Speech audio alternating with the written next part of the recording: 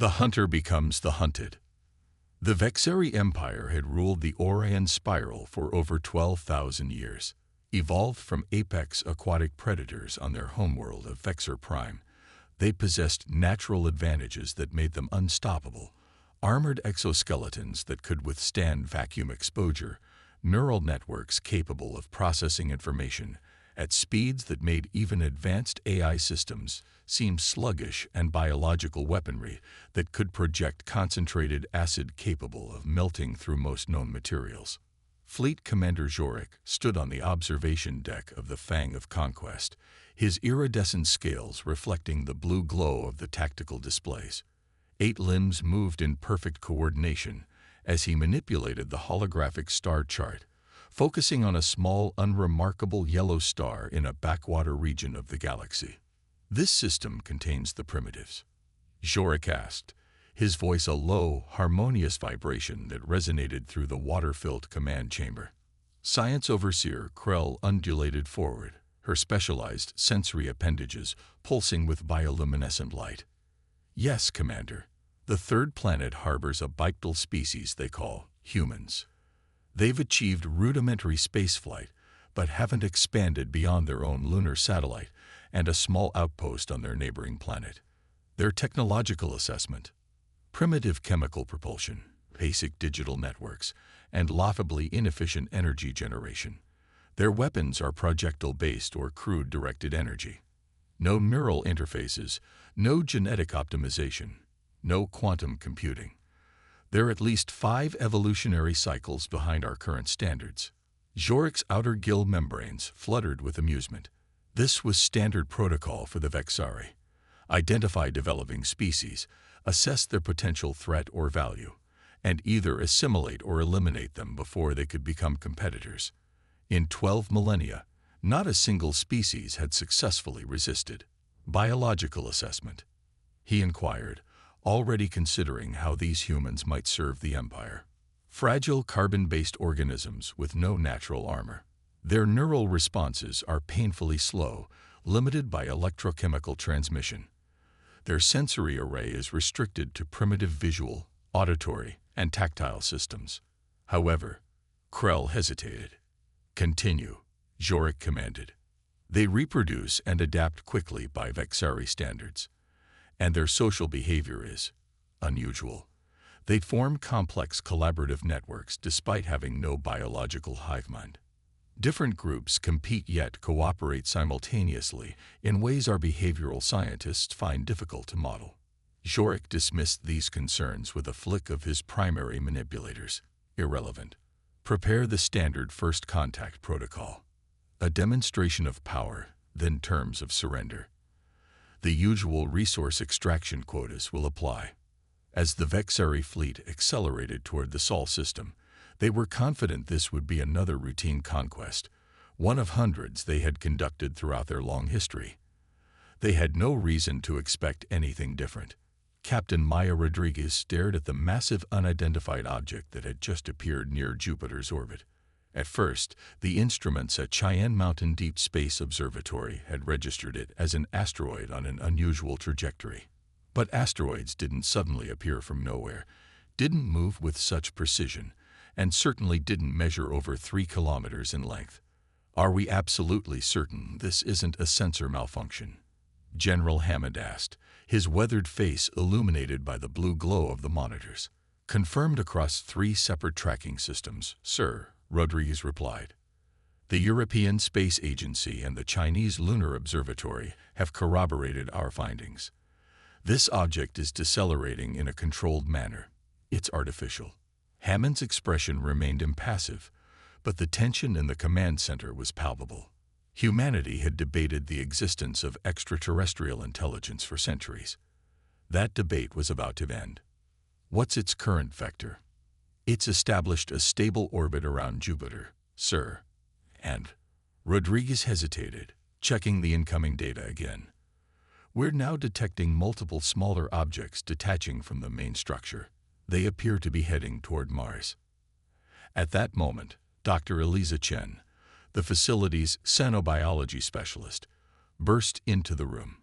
Despite being officially assigned to a hypothetical contact scenarios department that most military personnel considered a waste of resources, she had spent 15 years preparing for precisely this moment.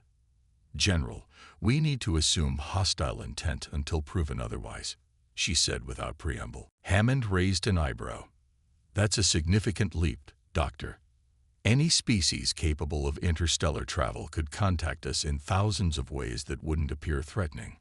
Parking a vessel larger than Manhattan near our outer planets isn't one of them. This is a power display."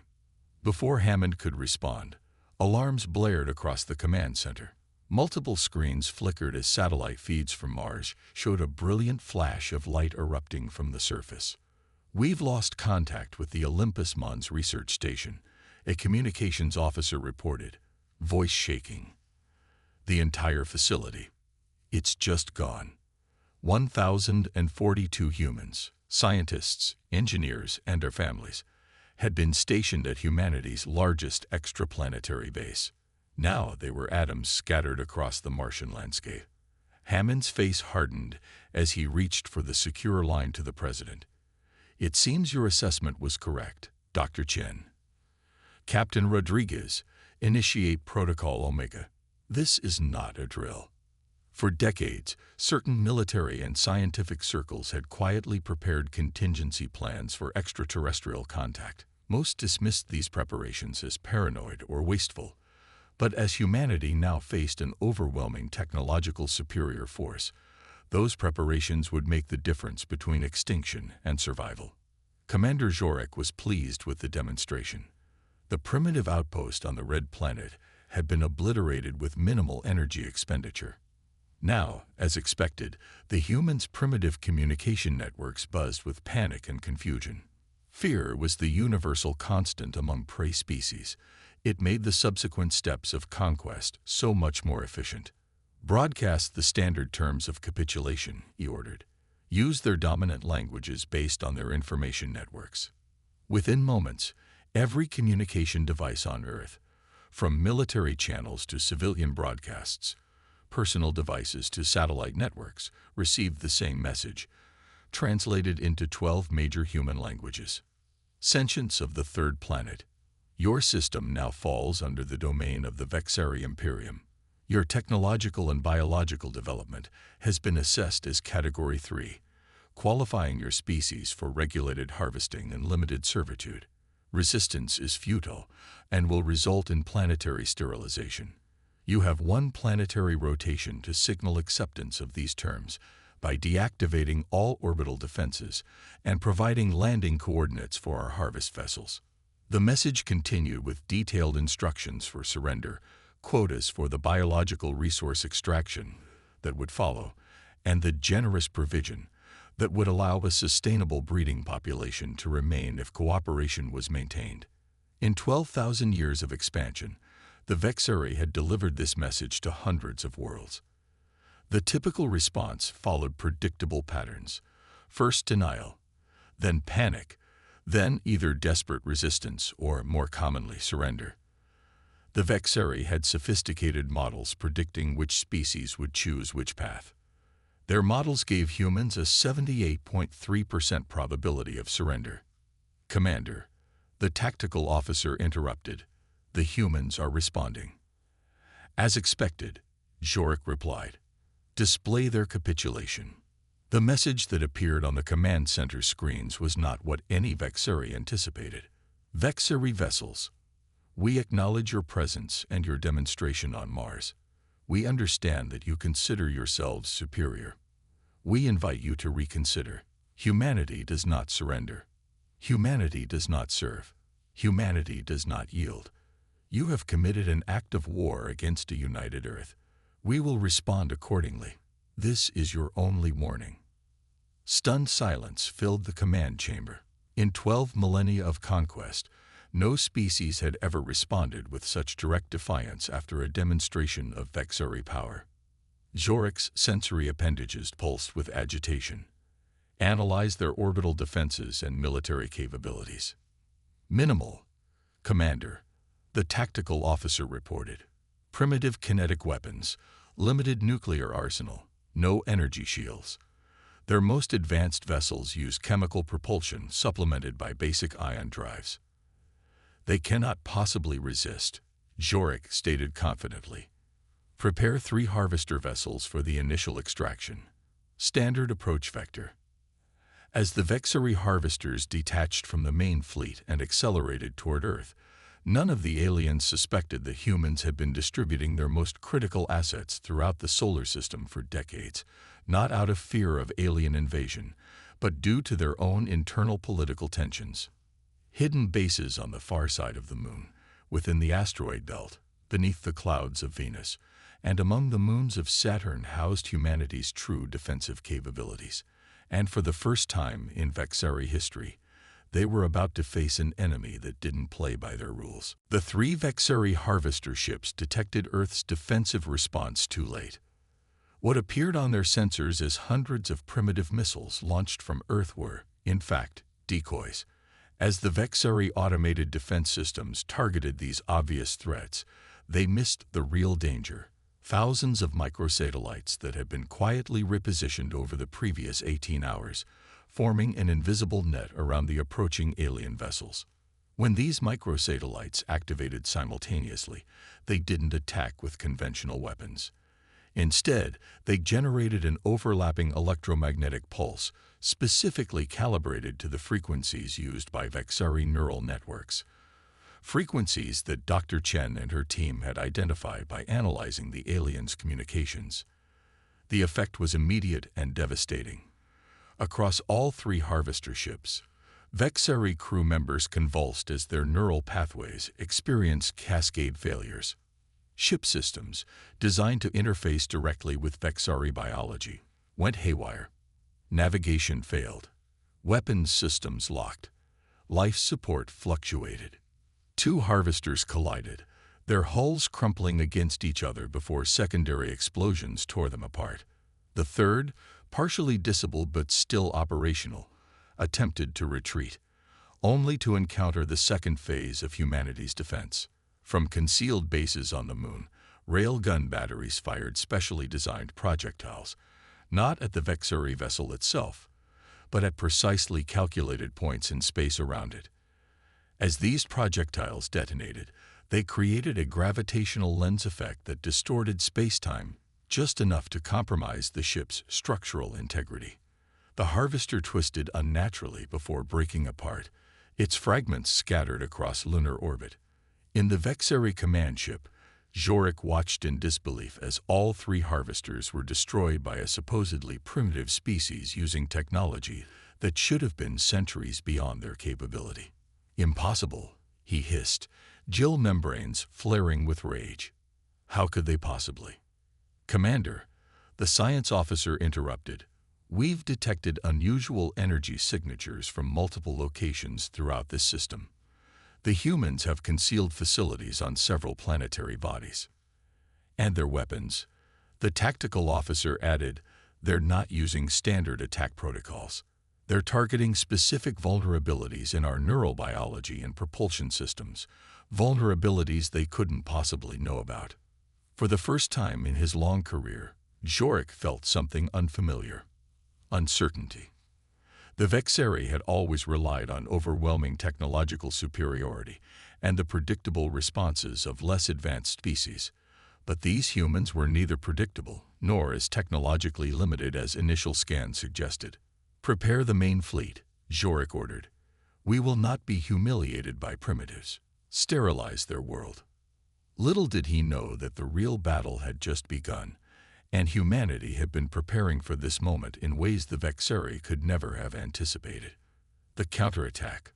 The Vexari main fleet moved into attack formation, a crescent of 17 massive warships that had destroyed hundreds of civilizations throughout their long history of conquest. Their world killer weapon, a gravitational compressor capable of crushing a planet's crust, began its charging sequence. In 6 hours, Earth would be reduced to a molten sphere of magma and shattered continents. But 6 hours was all humanity needed. In the secret command center deep beneath the Antarctic ice, General Hammond addressed the assembled military leaders from 39 nations. The room, carved from solid rock and shielded from any known form of detection, had been built decades ago for a scenario many had dismissed as fantasy. The Vexari believe they're facing a primitive species with limited defensive capabilities, Hammond stated, his voice calm despite the circumstances. That misconception is our greatest advantage. On the massive holographic display, red indicators showed the positions of the Vexari fleet, while blue markers represented Earth's visible forces, a seemingly hopeless mismatch. Our defensive response has confounded them temporarily, but their main assault will begin within hours. That's when we initiate Operation Hydra. The display shifted to show hundreds of green markers hidden throughout the solar system. Humanity's true military strength, concealed not from extraterrestrial invaders, but from other human nations during centuries of geopolitical tension. Dr. Chen stepped forward. Based on the data we've gathered from the destroyed harvester vessels, we've identified 3 critical weaknesses in Vexari biology and technology. She highlighted specific areas on a diagram of a Vexari warship. First, their neural networks operate on predictable frequencies that can be disrupted. Second, their propulsion systems generate quantum singularities that become unstable when exposed to specific radiation patterns. And third, perhaps most importantly, they have a hierarchical command structure that cannot adapt to simultaneous threats from multiple vectors. In other words, Hammond added, they've been the apex predator for so long, they'd forgotten how to be hunted. The assembled leaders nodded grimly. Centuries of human warfare, with all its horror and innovation, had prepared humanity in ways the Vexari couldn't comprehend. Humans had developed thousands of ways to kill each other. Now they would use that terrible knowledge against an external threat. The Chinese-European coalition will deploy their anti-proton beam weapons from the lunar dark side, the Chinese general stated. We can target 3 Vexari vessels simultaneously. The Pan-American Alliance will activate our quantum disruption network from the Jovian moons, added the Brazilian admiral. Their FTL communications will go dark. One by one, representatives from coalitions that had once pointed these weapons at each other now coordinated their use against a common enemy. For the first time in human history, Earth fought as one. Aboard the Fang of Conquest, Commander Jorik received increasingly disturbing reports. Human vessels were emerging from hidden bases throughout the system, but instead of forming a conventional defense line, they were executing what appeared to be random, disorganized attack patterns. They're sacrificing vessels needlessly, Jorik observed. Typical primitive desperation. Science Overseer Krell was less certain. Commander, I'm detecting unusual energy signatures from multiple locations. They appear to be. Her analysis was cut short as the command chamber shook violently. Warning glyphs flashed across the holographic displays. 3 vessels have suffered critical neural disruptions, the tactical officer reported. Crew incapacitated, systems failing. Before Jorik could respond, another alert sounded. Our quantum communication relays are experiencing interference. We cannot contact the Imperial fleet. And then, most concerning of all, the world killer is destabilizing. The gravitational focal point is shifting. Impossible, Jorik thought. No primitive species could understand the physics of gravitational manipulation, let alone counter it. Yet somehow, these humans were not only resisting, but actively turning Vexari technology against itself. What the Vexari commander failed to understand was that humanity's greatest strength lay not in technology, but in cognitive diversity. Where Vexari thought and fought as a unified force with standardized tactics, humans approached problems from thousands of different perspectives simultaneously. Engineers who had designed weapons to kill other humans had instantly recognized vulnerabilities in Vexari systems. Hackers who had spent lifetimes exploiting Earth's digital networks found Vexari neural interfaces childishly simple to manipulate. Military strategists who had studied asymmetric warfare immediately identified how a technologically inferior force could defeat a superior one. As the battle progressed, the Vexeri fleet found itself facing not one coherent enemy, but thousands of independent threats, each exploiting different weaknesses, each requiring different countermeasures. The Vexeri command structure, designed for unified and overwhelming force, could not adapt quickly enough. Project Achilles is in position, reported Captain Rodriguez from her stealth vessel hidden in the shadow of Europa. Named after the legendary Greek warrior who found the one vulnerable spot in an otherwise invulnerable opponent, Project Achilles represented humanity's most audacious gambit. While the visible battle raged throughout the solar system, a battle designed specifically to occupy Vexeri attention and resources, Rodriguez led a small team of specialists toward the true objective. Infiltration team, you have clearance. General Hammond's voice came through the secure channel. The fate of Earth depends on your success. Rodriguez turned to her team. Dr. Elena Vasquez, the quantum physicist who had reverse-engineered Vexeri propulsion technology. Commander Jin Wei, the cyber warfare specialist who had cracked the Vexeri neural interface. And Lieutenant Marcus Okafor, the biologist who had identified the aliens' physiological vulnerabilities. The Vexeri have never faced an internal threat, Rodriguez reminded them. Their ships have minimal internal security because no species has ever dared infiltrate them before. Using a captured Vexeri shuttle modified to broadcast authentic identification codes, the team approached the massive flagship undetected. As predicted, the Vexeri were so focused on the external battle that they failed to notice the small craft attaching itself to a maintenance access port on the vessel's underside. Once aboard, they moved quickly through corridors designed for 8-limbed aquatic creatures. The ship's water-filled environment would have been lethal to humans without the specialized suits Dr. Chen's team had developed, suits that not only protected them from the pressurized liquid environment, but also masked their biosignatures to mimic Vexeri life signs. We're approaching the neural core, Wei reported, consulting the holographic map projected inside his helmet. Security is minimal, just as we predicted. The neural core, the literal and figurative heart of any Vexeri vessel, consisted of a massive organic computer connected directly to the commander's neural network. All ship functions, all strategic decisions, all power distribution flowed through this single point. It was the perfect example of what humans called a single point of failure, a concept alien to Vexeri thinking. In their 12,000-year history of uncontested dominance, they had never needed redundancy or distributed systems. Why engineer complexity when simplicity had always worked? While Wei and Vasquez worked to access the neural interface, Okafor set up a small device that began pumping a colorless substance into the water around them. Neurotoxin deployed, he confirmed. Any Vexeri entering this chamber will experience immediate neural disruption. Interface accessed, Wei announced moments later. Uploading the virus now. The virus represented a collaborative effort from Earth's best minds, a complex algorithm designed to exploit the predictable patterns in Vexeri neural processing. It would cascade through their fleet's communal network, temporarily paralyzing their ability to coordinate or fight. Upload complete, Wei confirmed. Virus spreading through the command neural network. Now, Zorik was in the midst of ordering a tactical repositioning when the pain hit, an explosive agony that radiated from his central neural cluster to his outermost sensory appendages. Around him, every Vexeri on the command deck experienced the same debilitating pain.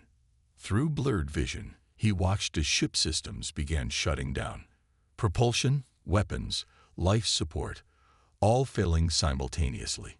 Most terrifying was the realization that he could feel the same happening across the entire fleet, a cascade of failure spreading through the Vexeri's shared neural network. Severing neural links, he managed to command, fighting through the pain to implement emergency protocols never before needed in Vexeri history. Too late. The virus had spread to every vessel, crippling the entire fleet, and as Vexeri ships drifted powerless, human vessels converged from all directions. But the killing blow that Shorik expected never came. Instead, A message broadcast across all Vexari frequencies. Vexari fleet. Your ships are disabled.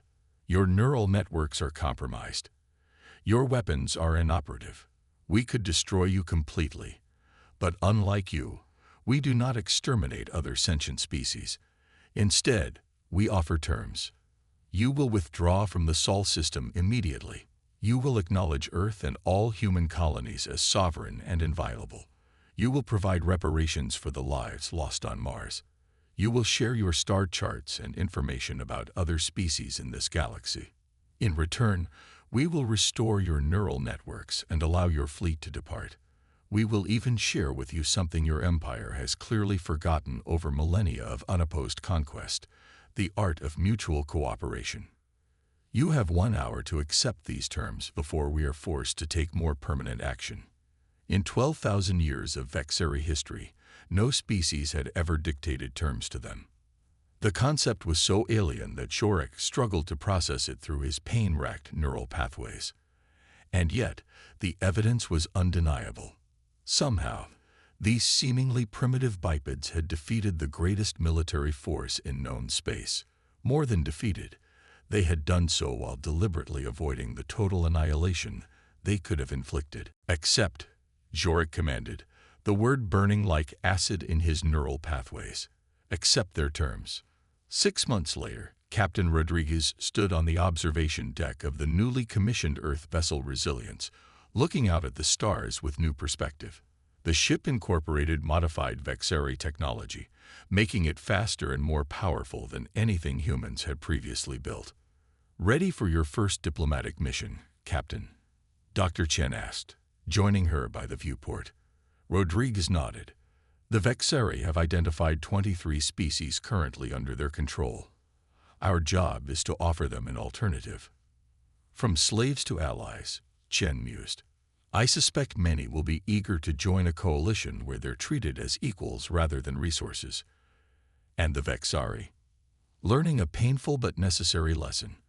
Their representatives seemed genuinely shocked that cooperation can be more productive than conquest.